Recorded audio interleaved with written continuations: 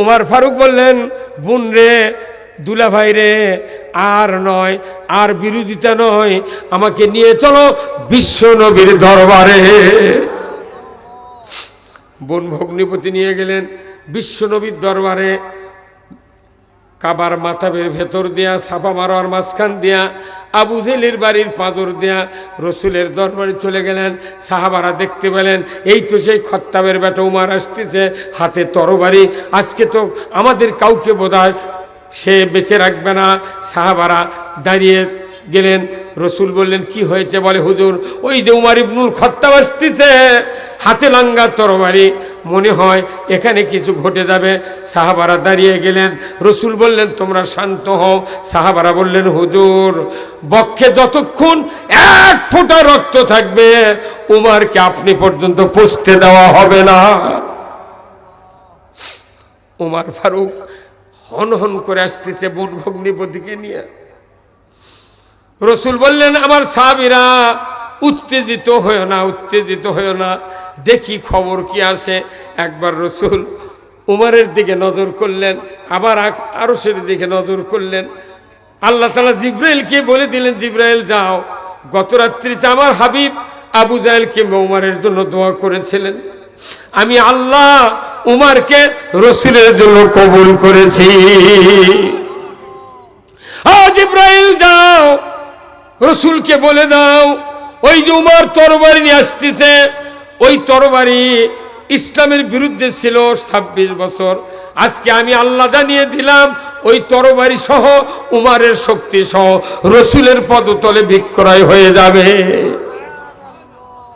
সাহাবাদেরকে রাস্তা করে দিতে বলো।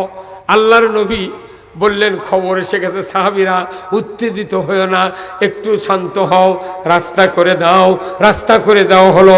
উমর ফারুক ডান হাতে তরবারি নিয়ে রসুলের সামনে হাজির। আল্লাহর নবীর সামনে যখন দাঁড়ালেন, রসুল ডান হাত মোবারক দিয়া উমারের বাম হাত ধরলেন, এমন ভাবে হুঙ্কার দিলেন, উমর, এইভাবে তুমি কতদিন থাকবা? একটা হুঙ্কার দেওয়ার সাথে সাথে উমারের শরীর থরথর করে কেঁপে উঠল, হাত থেকে তরবারিটা জমিনে পড়ে গেল। রসুলের একটা হাতের শক্তি জান্নাতি 40 জন যুবকের সমান। এক হাতের শক্তি, সেই হাত দিয়ে ধাকি মারছে। আর আমাকে 2.5 হাতে মানুষের হাতের শক্তি কিচ্ছু নেই। একটা পরাটা, একটা লাড্ডু, 1 কাপ চা খেলে শেষ। 2 বার পায়খানা, 1 বার বমি হলে চাচা যায় কাপড় আনবার, ভাজতে যায় বাঁশ কাটতে। এই তো শক্তি আমাদের, তাই না? কিন্তু উমর ফারুক কি শক্তি, থরথর করে কাঁপছে। বললে, হুজুর, হুজুর, আমার তরবারি পুড়ে গেল। হুজুর, রাস্তায় বেরিয়েছিলাম আপনার কাল্লা কাটার জন্য, প্রতিমধ্যে আমার ভগ্নিপতি বোনের কাছে এমন একটা কালামুল বাসার আমি শুনেছি আর পড়েছি, হুজুর গো, আর আমার এই তরবারি ইসলামের বিরুদ্ধে যাবে না, মুসলমানের বিরুদ্ধে যাবে না। হুজুর গো, দেরি করবেন না, এখন বেলার যতটা বাজে আমাকে হাতে হাত দেয়া কালেমা পড়ে মুসলমান করে না। আল্লাহর নবী হাতটা আগিয়ে দিলেন, কালিমা পড়লেন। 11:15টার সময়, 1টার সময় জোহরের আযান। নবীজির সামনে উমর বললেন, ও রসুল, আর দেরি নাই, দেরি নাই, চলুন মক্কার কাবাতে গিয়া আযান দেওয়া হবে। আমি উমর সামনে যাব, দেখি মক্কাতে কোন বাপের বেটা আসে আমার সামনে বাধা দেয়। যদি বাধা দিতে আসে, সে যেন স্ত্রীর নাকের ফুল খুলে থুয়ে আসে, নচেৎ সন্তানগুলিকে যেন এতিম বানায় আসে। 2.5 ঘন্টার মুসলমান, কি হুঙ্কার! আর চুল পেকে বুড়ো হয়ে গেছে, 70 বছরের নামাজ পড়ছে, 4 বার হজ করছে, ইসলাম বিজয়ের কথা বলে কয়, সেই উমর কি আসছে? তে তুই কি উমর বানো মাই?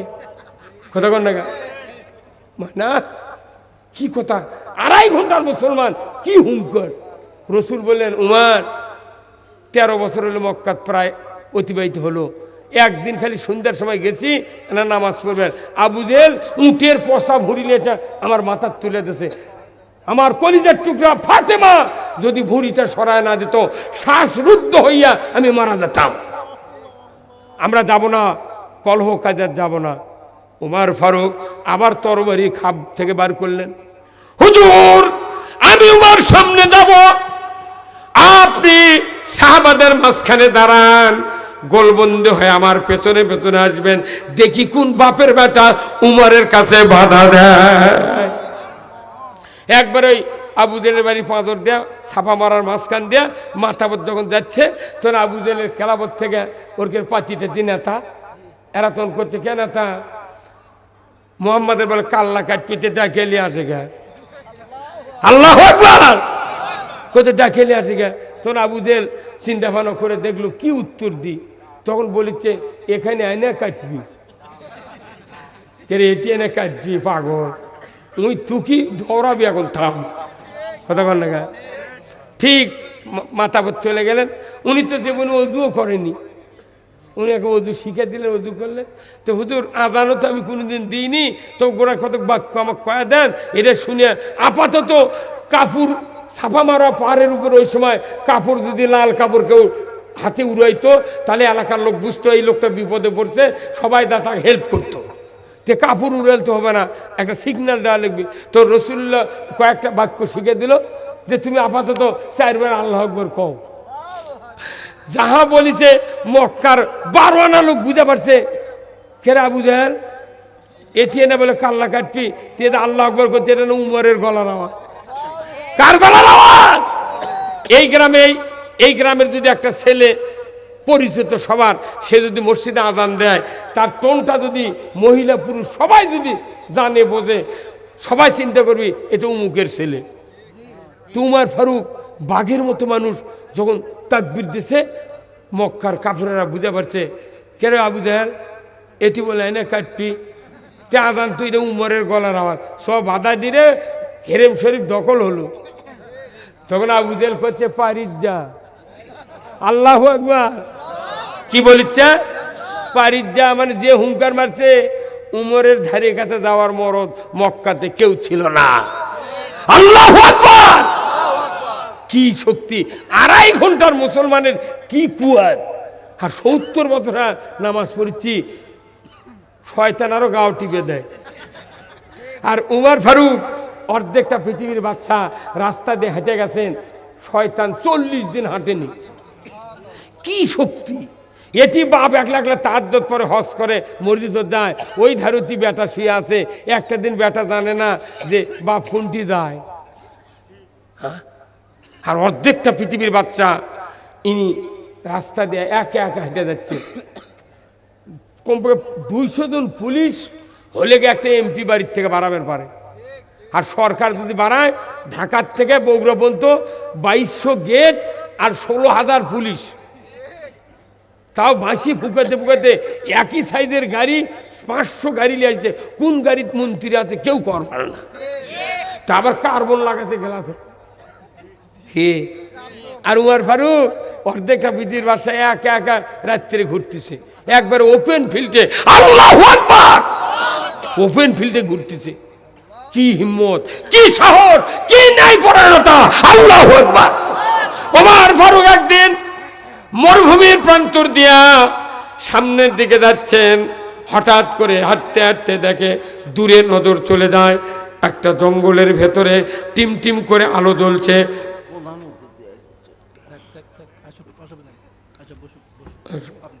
লিল্লাহে তাকবীর, প্রধান অতিথির আগমন, নারায়ে তাকবীর, আলহামদুলিল্লাহ উনি এসেছেন। আমি বলতেছিলাম উমর ফারুক রাস্তা মরুভূমির প্রান্তরে যাচ্ছেন, ঠিক একটা জঙ্গলের ভেতরে ঝুপড়ির ভেতরে টিম টিম করে আলো জ্বলছে, সুবহানাল্লাহ। উনি চলে গেলেন, উনি গিয়া ওই আলোর কাছে চুপ করে দাঁড়ালেন।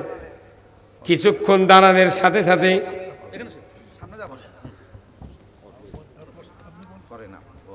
ভাই চেয়ার দেন, ভাই ভাইরা আমার, উমর ফারুক কিছুক্ষণ ওয়েট করার পর ওই ঘরের ভেতর থেকে একজন যুবতী মেয়ার যন্ত্রণার কান্না উমরের কানে পড়ে গেল।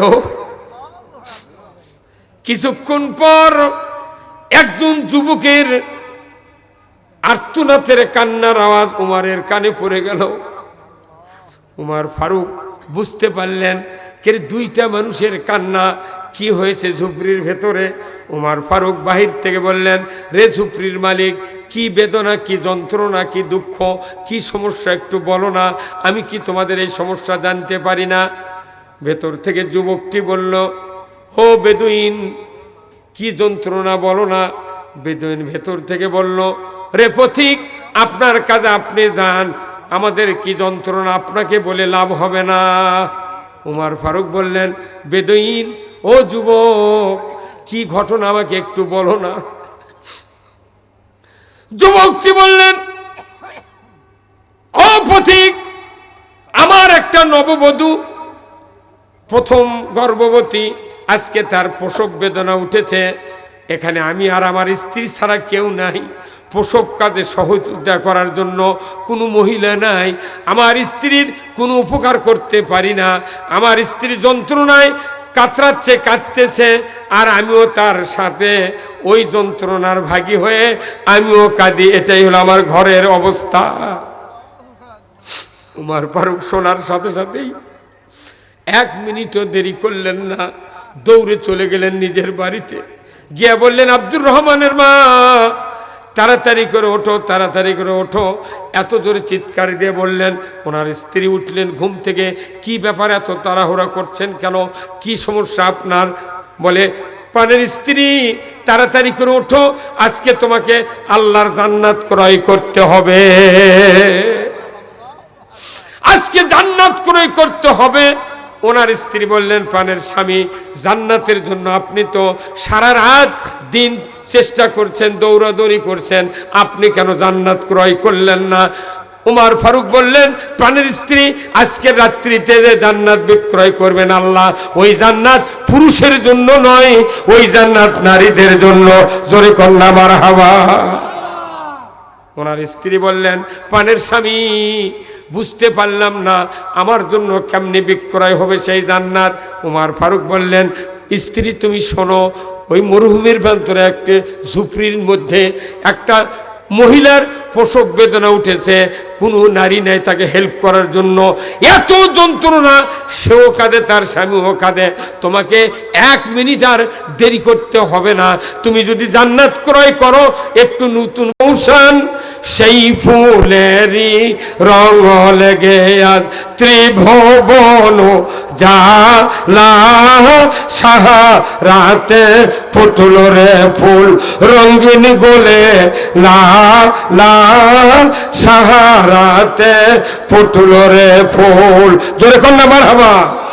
চীনের রসিক ভ্রমর বুলবুল, সেই ফুলের ঠিকানাই, কেউ বলে হযরত মুহাম্মদ, কেউ বা কামলি ওয়ালা, সাহারাতে ফুটল রে ফুল রঙিন গোলে লা লা, সাহারাতে ফুটল রে ফুল। ওখানে 35,000 কপি কোরআন আছে। বগুড়া জামিল মাদ্রাসা 22,500 কপি কোরআন আছে। বাংলাদেশে 90,000 মাদ্রাসা আছে, কওমিয়া, আলিয়া, হাফিজিয়া, ফুরকানিয়া, মহিলা, নুরানিয়া, লক্ষ লক্ষ কোরআন আছে। বাংলাদেশে একটা বাড়ি যদি 4টা ছেলে থাকে, এই 4 ছেলের স্ত্রীর কাছে 4 কোরআন, আর শাশুড়ির কাছে একটা, তাহলে কয়টা হলো? তাহলে এক বাড়ির যদি 5টা থাকে, তাহলে 100 বাড়ির কত? গ্রাম আছে 68,000। কত হাজার কোটি কোরআন আছে জানেন? তে মূর্ত ঘরতি আছে। আপনার বাড়ি এক ঘর, পীরের খানকা এক ঘর, তবলিগের আমিরের এক বাড়ি, জামাতের নেতার এক বাড়ি, হাজির এক বাড়ি, সবলের ঘরে ঘরে তো কোরআন আছে। শান্তি আছে? এই একটা কোরআন যদি আজ থেকে 5-6 মাস আগে যদি বলা হতো, বগুড়া ঠনঠনে বাস স্ট্যান্ডের একতা গাড়ির মালিক না হানিফ না হয় শাহ ফতে আলীর ওই ড্রাইভার যদি বলা হতো, কন্ট্রাক্টর, ভাই তুমি তো 35,000 টাকা ভাড়া পাও ঢাকাত গেলে, তোমাকে 1 লাখ টাকা দেবো, তুমি এই কোরআনটা নিয়ে সংসদ স্পিকারও কবে যে এই কোরআন দিয়ে না দেশ চালান্ত, ওই কবে আমার 1 লাখ টাকা দরকার নেই। এক কোরআন লিয়া যার জন্য 1 লাখ টাকা দিলে বাস, খালি বাস, কোন প্যাসেঞ্জার তুলবে দেবো না, খালি কোরআন লিয়া যার সংসদ দিয়ে আসবো, ওর মাথা খারাপ হয়ে যাবে। আমি 1 লাখ টাকা চাই না, কোরআনও নেবো না। হ্যাঁ কথা বল। তাহলে এতগুলো কোরআন থেকে শান্তি নাই, কিন্তু একটা কোরআন খালি সংসদে যাওয়া লাগবে, কথা কন না। তখন ওই কথাগুলি ঠিক করছেন না। কবরের ভেতর যে কয়টা প্রশ্ন হবে, রাজনৈতিক প্রশ্ন, পলিটিক্যাল প্রশ্ন।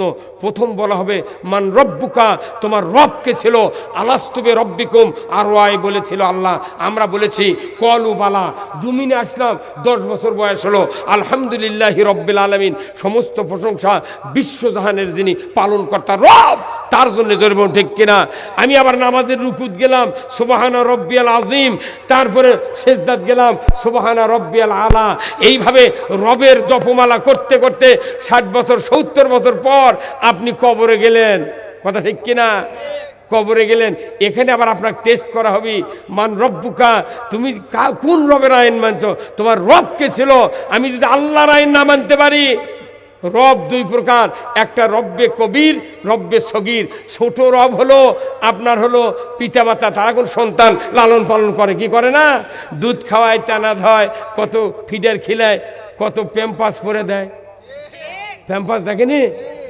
আমরা যখন ছোট ছিলাম, আমি 1976 সনে 2 বছর গ্যাপ দেওয়া দাখিলি পাস করছি, 76 সনে। আর যেগুলো নেতার দুধ বাড়াচ্ছে লাগ দেয়া, ওরা সমাজের কি রি, আমাকে কয় হুজুর বাড়ি কোনটি, আমি তখন কই তোর বাড়ি কোনটি। বাপরে বাপরে, পিচ্ছি নেতা, সাংগঠনিক সম্পাদক, আর আমাকে কাছে হুজুর দেখে শুনে কথা কবেন। আমিও তখন কই আমি কোরআন মুখস্থ করে যাচ্ছি, দেখে করতে বহু টাইম লাগবে, তাহলে তুমি পাশে বসে থেকে কয়া দাও, আমি শুনে শুনে কম। তুই ঝাড়িয়া দৌড় মারছে, ঠিক কিনা। আমাকে বাদী হিসেবে ঠিক করে সারা বাংলাদেশ কারাগারে পরিণত করেছে। আমাকে কমতা গেলেনি ভাই, এই ফাঁপড় থেকে আমাকে ধরে নিয়েছে, সবার থেকে ধরে নিয়েছে। এই বগুড়া সদর থানার দিল, অজু করার পানি দেয়নি, পায়খানার প্যানের উপর দাঁড়িয়ে অজু করছি। এই বিএনপির নেতা ওদুদ নেই ভাই, ওদুদ আর মান্নান মেম্বার, এই সাবগ্রামের, এরকে সাথে আমাকে ধরিলে চলে। আমি সবার বক্তৃতা করে শুয়ে আছি, পারে একে ধরিলে চলে যাচ্ছে। আমার হুন্ডা, ব্যাগ, মোবাইল মোটামুটি থাকলো। আমাকে করছে সামান্য সুট্টানা মামলা দিচ্ছি, কালকের মধ্যে বাইরে হয়ে যাবে। কি সিটের বাড়ি, 26 দিন জেলখানা থাকলাম, 26 দিন। এখন যেদিন জেলখানা ঢুকাচ্ছে, আমার স্যান্ড আপ করছে, আমি টুই মাথা ছিল, চুল কাটতে আনা দেরি, এখনো চুল বড় হবে, সময় নেই চুল কাটবো কখন। সে চুল আনা বড় আছিল, তো জেলখানার মধ্যে ঢুকাচ্ছে। কোন এইদিকে আগে তো 4-5 বার ঢুকেছি, আবার এটা নতুন করে আবার সবার থেকে ধরে নিচ্ছে। ওর বিছনা এখনো থুয়ে যাচ্ছে। আমি উঠি, এখন ওই এক পুলিশ করছে গেটত, ভাই করছে হুজুর টুপি খোলেন। কে করছে আপনার চুল বড় আনা সন্দেহ হচ্ছে। বাপরে চুল বড় আসতে কি হবে, করছে না টুপি খোলেন। তো টুপি খুললাম, জেলখানার পুলিশ বা ভয়ই খুললো, কি করবো, ওরা যা করছে ওরাই তো দেশের সব। তো টুপি খুলেছি, এখন ওই পুলিশ করছে হুজুর চুল হতে হাত দিয়ে বাড়ি মারে। কে করছে গাঁদা টাদা যদি থাকে, কি বদমাই রে। পরে ওই এই মামলা পর আর একটা মামলা হলো নন্দীগ্রামের। তা আমি তথ্য দেখি 40 বছর আগে আমি বিয়ে পড়াচ্ছি। আমি বিয়ে করার 12 বছর আগে থেকে ইমামতি করি। 40 বছর আগে বিয়ে পড়াচ্ছি। সেই বর বিয়ে করে নিয়ে গেছে, ওই বরের আবার সোল হচ্ছে। সেই সোল 13 সালে আমার নামে মামলা দিয়েছে। ওই দিন থেকে লাখত মাটি দিতে, যে মনে বিয়ে পড়াবো না, তোরা বউ পাশ করে দেখি তো, ঠিক কিনা। কি আশ্চর্য কথা রে, আল্লাহর কথা খবর লেগে আমাকে উপর কি জুলুম। আবার কেউ কেউ করছে না ভালোই হচ্ছে, গায়ের মানুষ তো কয় ভালো আছে। আবার যখন 15 দিন 26 দিন 1 মাস পর বাইরে হয়ে যায়, তখন কয়বার আসছে রে। জেলখানা ঢুকলে আমার আপন মানুষ পাওয়া যায়। এই যে আপনাকে বগুড়ার একটা নেতা মাসুদ কমিশনার নেই ভাই, এই খাটো করে আমার সাথে একসাথে জেল ছিলাম আমি। 123টা মামলা, একটা মানুষকে 1 মামলা দিলেই বাড়ির হাত করা ভুলে যায়। 23টা দিয়ে 123টা দিয়ে তোর লাভ করে এতই মামলা। আর খালি কয় 10-15 জন জামাতের কর্মী, ওই নাশকতার পরিকল্পনা করছিল। আমরা গোপন তথ্যের ভিত্তিতে জিহাদি বই সহ গ্রেপ্তার করতে সক্ষম হয়েছে। হ্যাঁ, কথা কোন টাকা জিহাদি বই মানে কি? কোরআনের উপর জিহাদি বই পৃথিবীর। এই কোরআন হলো, এই কোরআনের ভিতরে 317 বার আছে জিহাদের কথা। তাহলে কোরআন নিয়ে, কোরআনে আছে জিহাদের কথা। সেই কথা যখন আমরা খবর লাগতেছি, তখন 16 জন একদিন বিদ্রুল থেকে ধরে নিয়েছে। কিছু গোপন তথ্যের ভিত্তিতে নাশকতার পরিকল্পনা করছিল। আমি বাঁচে গেছি। সেই দিন আমি মক্কাতে ছিলাম উমরাত। বেটা মোবাইল করে করছে, আব্বা 16 জনক ধরছে। করতে পারে আমি করতে পারে, আমি ওটি থাকলে ধরলো নি, তাও কাম হলো নি। কথা কয়, আমরা ভয় করি না। এই জেল জুলুম এগুলো দিয়ে বিএনপি জামাতের লোকের সাহস বাড়িয়ে দিচ্ছে। কিন্তু এই জেল জুলুম আর এই বাংলাদেশে আর হতে দেওয়া যাবে না।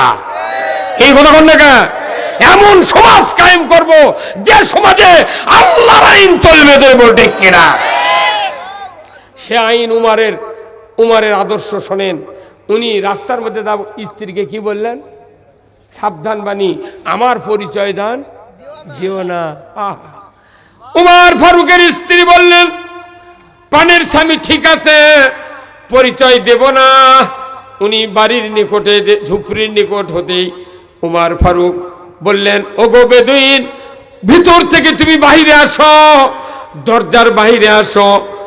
আমি একজন মহিলা এনেছি, তোমার ভেতরে ঢুকবে, তোমার স্ত্রীর প্রসবের ব্যাপারে সহযোগিতা করবে, তোমার কোনো চিন্তার দরকার নাই, তুমি বাহিরে আসো। ওনার স্ত্রী ঢুকলেন। শিক্ষিতা হাতের স্পর্শে অতি অল্প টাইমে বেদুইনের স্ত্রীর গর্ভ থেকে একটা ফুটফুটে চাঁদের মতো একটা পুত্র সন্তান আল্লাহ তাআলা দান করলেন। জোরে কন্যা মারহাবা।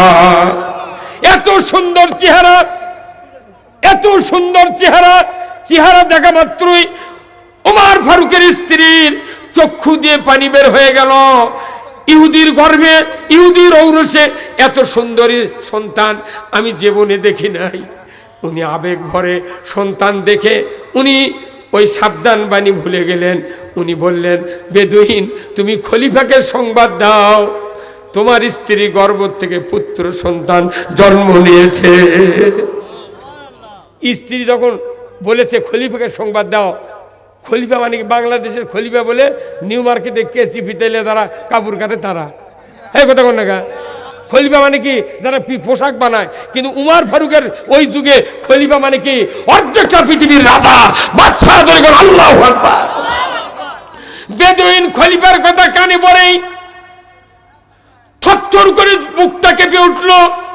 খলিফাকে সংবাদ দাও, এই মক্কা মদিনার মাটিতে নয়, অর্ধেকটা পৃথিবীর যিনি খলিফা তিনি তোমার ইবনুল খাত্তাব। উনি দূরে গিয়া খেজুরের গাছের নিচে দাঁড়িয়ে আছেন। শুকনা শাকনা মানুষ, লম্বা দেহ। উনি চুপ করে খেজুরের গাছের নিচে দাঁড়িয়ে আছেন। দেখা করেন নাই, অন্ধকার, কারেন্ট নাই, টর্চ নাই, কিচ্ছু নাই, শুধু তারকার আলোতে উনি দাঁড়িয়ে আছেন। বেদুইন খুঁজতে খুঁজতে চলে গেলেন। উনি যা বলছেন, খলিফা কোথায়? উনি বলছেন কি হয়েছে? যখনই বলছেন কি হয়েছে, বেদুইন বুঝতে পেরেছে ওই জায়গায় মানুষ আছে। উনি যা মুখের কাছে মুখ লাগায় দেয়া, উনি দেখলেন বাস্তবিক উমর ফারুক। উমর ফারুককে চিনতে পেরে উনি পায়ের উপর লুটিয়ে পড়ল। পড়ার পর উমর ফারুককে বলছেন, আমিরুল মুমিনিন, আমি গভীর রাত্রিতে আপনাকে আমার ঘরের দুঃসংবাদ দেওয়া ভুল করেছি। এই গভীর রাত্রিতে আপনি কষ্ট করে আপনার স্ত্রীকে হয়তো নিয়ে এসেছেন এই প্রসব কাজে হেল্প করার জন্য। আমিরুল মুমিনিন, আমি ভুল করেছি, আপনি আমাকে মাফ করুন। আমি খুব অন্যায় করেছি, গভীর রাত্রিতে আপনার আরামকে হারাম করে দিয়েছি, হুজুর মাফ করুন। পায়ের উপর লুটিয়ে পড়িয়ে কাঁদে উমর ফারুক। দুই হাত দিয়া ওই যুবকটিকে বুকে জড়িয়ে ধরে বললেন, রে বেদুইন, কোন জাতি বলে হিংসা নাই, নিন্দা নাই, কোনো জাতি বলে হিংসা নাই, নিন্দা নাই, এটা নবীর শিক্ষা, এটা ইসলামের শিক্ষা।